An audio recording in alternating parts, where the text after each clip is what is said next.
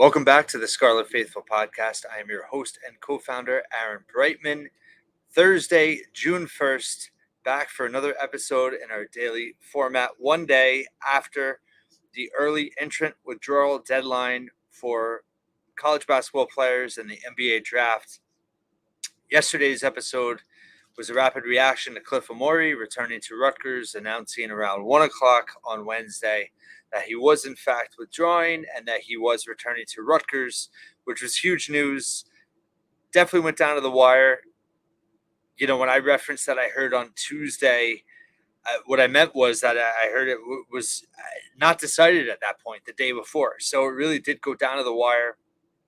And there was no guarantee he was coming back. So huge news for Rutgers fans, huge news for the program, huge news for Cliff. I think it's what's best for him. I think that's why he decided to come back. And I talked about all those benefits yesterday, just in terms of his game, and then also just in terms of crediting Payton for why, he played a part in Cliff coming back, obviously. So today's episode, want to touch on a few things, give some updates, some things I wrote about on the scarletfaithful.com, but just give a few updates on various things. But first, want to cover my take on Paul Mulcahy right now. I know there's a lot of questions.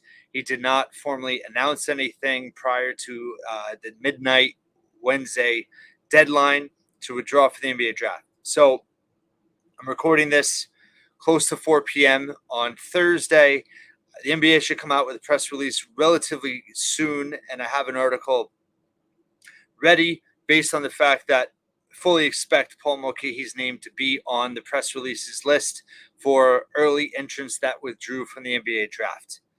Where I think people get caught up on is thinking that deadline has anything to do with the player announcing, has anything to do with someone who's a grad transfer like Paul, right?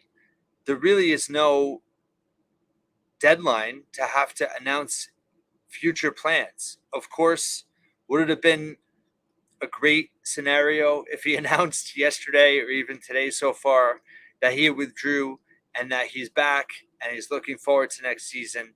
And would that quell some concerns? For sure. No denying that. But I want to also make sure that this is not speculative. I am giving you my take based on the whole situation. So he's expected back by the program. I expect him back. I think there's a very, very, very, very, very, very good chance he's back. And Paul is going to go on his own timeline. You know, he's entering his fifth year. He's, I know he's, he's involved in a lot of things academically at Rutgers, extracurricularly in terms of leadership programs. He obviously has his Grateful Foundation. This is not a guy that just is solely consumed with basketball. He's a well-rounded, well-balanced student athlete that has a lot of interests and has a lot of activities and a lot of things going on. So while it might be all at the forefront of our minds, like, wait, why hasn't he announced yet? What's going on? That's not necessarily a priority for him right now. All he had to do was withdraw for the NBA draft. I'm confident that he did. I think it'll be official in a couple hours, but I didn't want to wait to put this out because there's a lot of things to cover, and it's a daily podcast, and I do have a commute and all that. So, but I'm very confident he's going to be on that. You can check the scarletfaithful.com for my article once it is confirmed. But again, there's no rule that he had to announce anything. So just because he didn't announce anything yet, it does not mean that he stayed in the draft. Now, where I also think people are getting caught up or confused is that thinking that this is solely a decision on the NBA draft. Let's look back on the end of last season. Paul's fourth year, I went back and watched it just, because I thought it was so incredible. The last press conference of the season following the loss to Hofstra and how emotional Caleb McConnell, Steve Payton, and Paul Mulcahy was. I know there were some inferences by there was another site that basically said Paul was gone. I never thought that was true. He's been around the program ever since. He's an emotional guy, and it was a very emotional end of the season. It was a rough season for him, both physically, on the court, injuries, but also there's a lot of fans that, really were pretty harsh. And, I believe fairly critical of certain things that happen on the court, but I always try to have um, a balanced view of student athletes as people too. And I really do think that he takes everything to heart. He wears his heart on his sleeve. He shouldered a lot of responsibility, and I think that it could have been overwhelming at times. And I think that frustrations show, and in the heat of the season. I mean, I know how I felt just covering the last season, half of the month of the season, just how intense it was. I can only imagine. And these are, I know people don't want to hear this, and the NIL, they make money now, they can be booed and all that, but they're still 18 to 22-year-old kids. And I know when I was 18 to 22, I was not fully developed emotionally or maturity wise or all that. So, these guys are under a microscope. He's been a great example, great leader. He's served the program really well in his 4 years at Rutgers, and he deserves the time and space that he needs to announce whatever he wants to announce. And no, I'm not. I don't think him not saying anything yet means one thing or the other. It just means he hasn't announced anything. You know, what we know publicly does not mean what the program knows, what he knows, what he's decided. All indications are he's coming back. All indications are, the plan is to have the ball in his hands for next season. He's going to play another key role. Now that Cam Spencer's left, they added Noah Fernandes.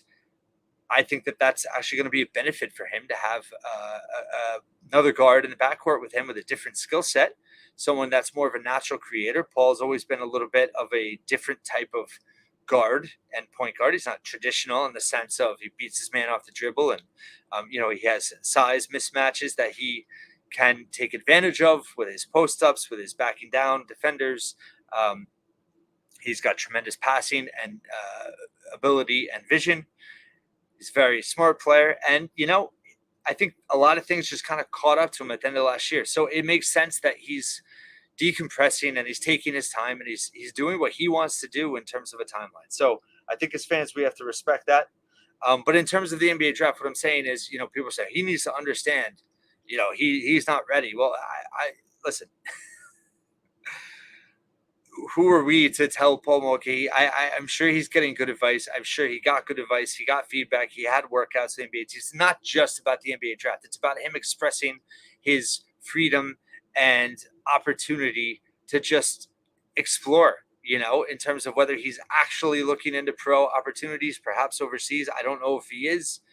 But also just to take time, and to is sometimes not having that mental and physical kind of restraint of knowing you're locked into something is good for mental state of mind, mental health. So we don't know, and we can't pretend to know what's in anyone's head, whether that's a student athlete, player, coach, fan. I try not to judge anyone like that. So just in terms of being a grad transfer. So I want to say this carefully because I don't want to be misinterpreted. And I'm not saying this specifically about Mulcahy. I'm saying this in general terms based on the reality of 2023 with grad transfers, the way the rules are set up by the NCAA with the transfer portal is that grad transfers have no deadline to enter a portal, right? So in that ilk of or that line of the rule within the NCAA, any grad transfer can enter the portal at any time. So what does that mean? It's a little bit of a wild, wild west situation, and it means that I would never sit here and I'm trying to clarify. I'm not trying to misconstrue or speculate. What I'm saying is, no matter who it is, you can't say with 100% certainty that every grad transfer on a team right now is 100% back next season. You just can't say that by definition. The fact that grad transfers can enter at any time, and we saw what happened with Cam Spencer. No one thought he was going to transfer, right? And now you know what's going to happen? Just in general, I'm not saying specifically about Mulcahy, but now that certain players have stayed in the draft, teams that lost guys, maybe unexpectedly. Guys that say, I mean, look at Northwestern. Chase Audige stays in the draft. He's not really even projected to get drafted, and he stayed. That was a big surprise yesterday. That was a big one that people didn't see coming. They're now looking to replace him. I'm not saying Northwestern's doing anything wrong or going after anybody. All I'm saying is that is an example of a team that lost a player unexpectedly that now has to backfill that player. And that's not an easy thing to do on June 1st. So, as we saw when the transfer portal deadline passed for undergrads to be eligible for next season, grad transfers values went up and Cam Spencer's value went up.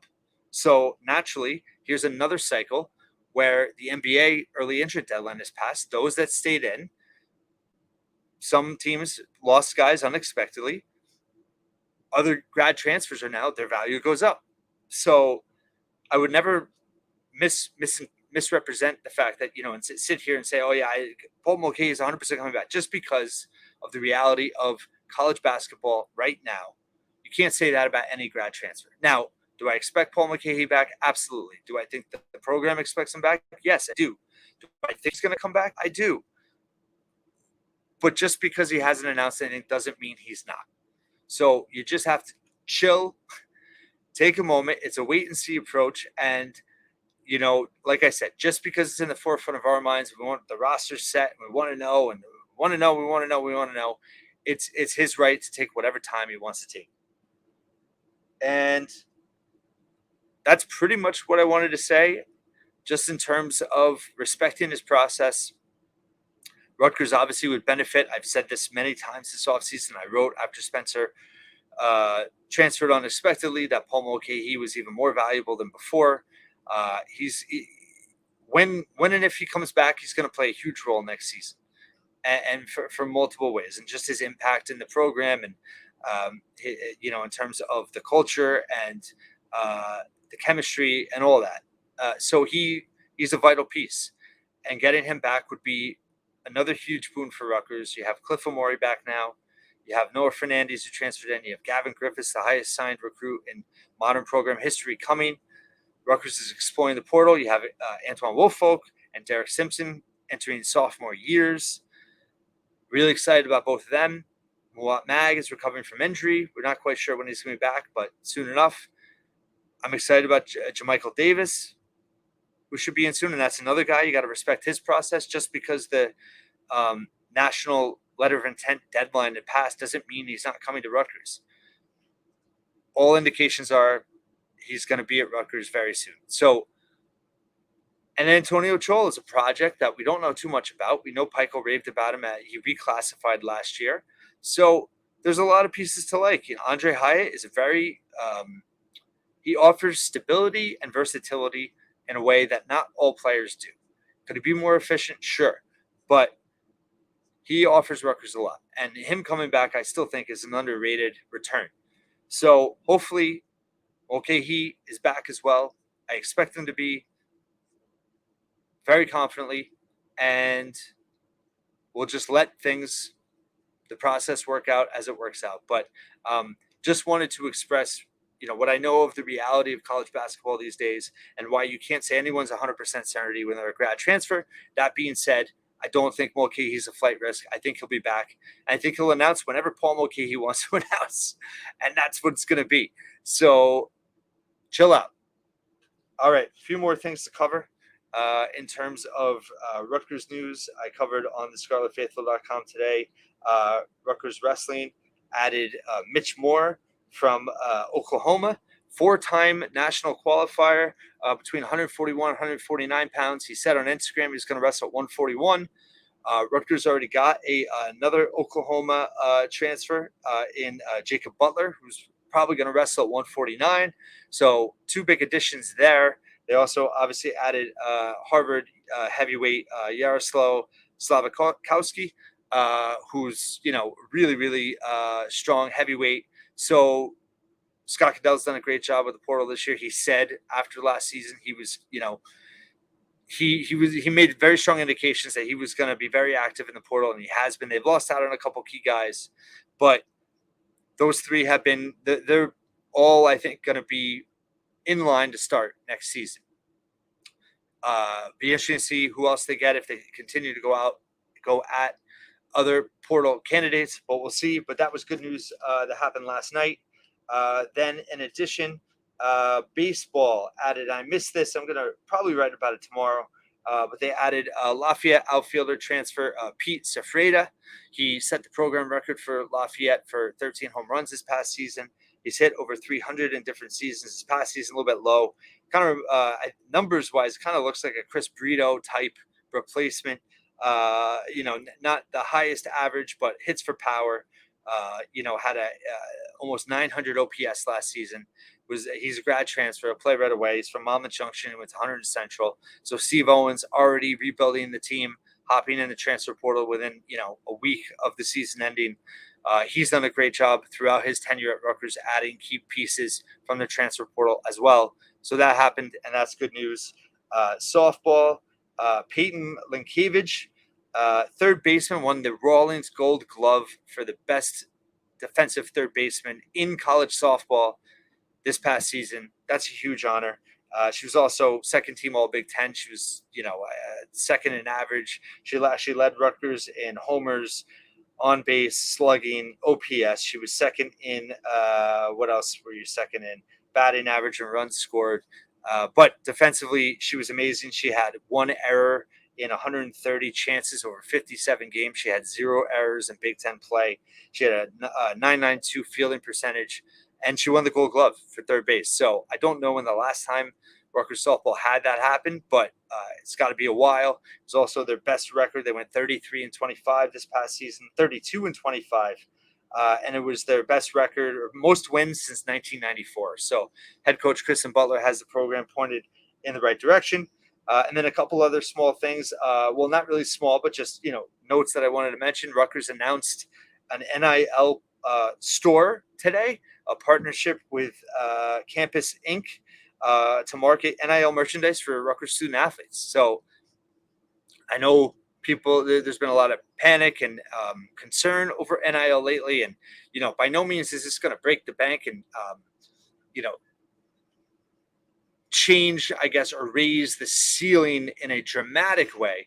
But it is another example of Rutgers doing what NIL is intended to do, which is provide opportunities for student athletes to profit off their name, image, and likeness. So there are over 90 Rutgers athletes, student athletes, already part of this NIL store. You can go on. They have shirt designs. They're going to have jerseys eventually, but they're going to have all different kinds of merchandise branded with the name, image, and likeness of various Rutgers student athletes. So I think it's an awesome idea.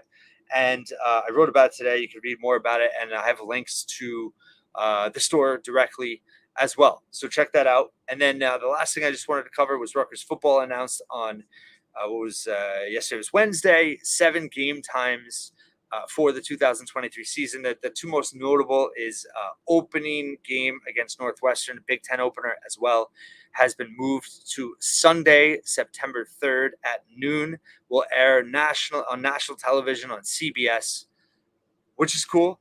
I don't know when the last time Rutgers played on national television. They played actually at the Big House in Michigan. Was that 2 years ago on ABC? So I remember that. So that probably is the last answer, but the last time.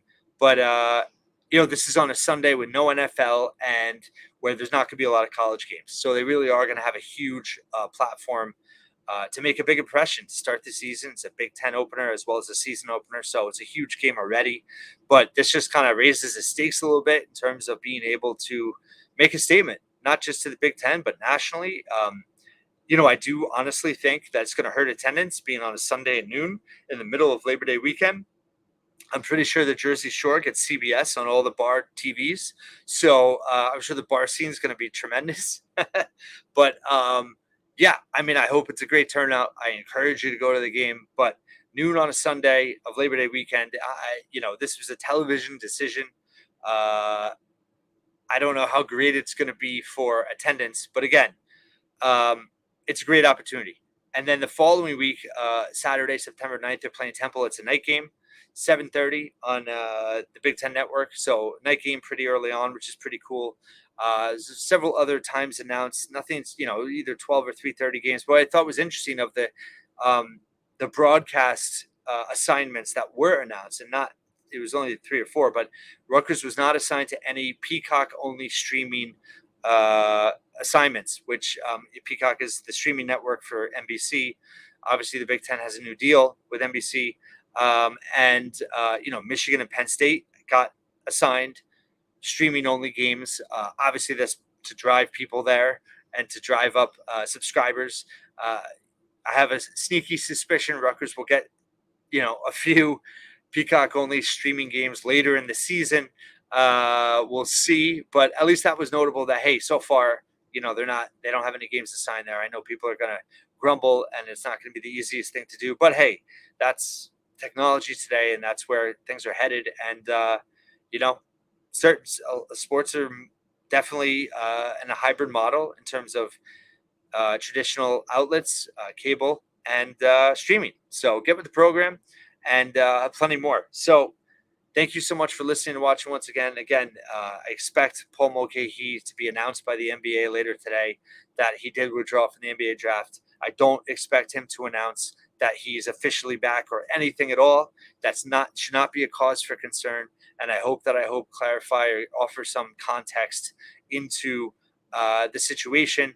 And that when I do my roster projections, probably tomorrow, and do an article on it, or a video on it or whatever, in my plans in terms of looking at the Rutgers roster for next year, I have Paul Mulcahy penciled in, maybe not a black Sharpie, but I have him penciled in. And I hope that, means something to you. Thanks so much for watching and listening once again here at The Scarlet Faithful.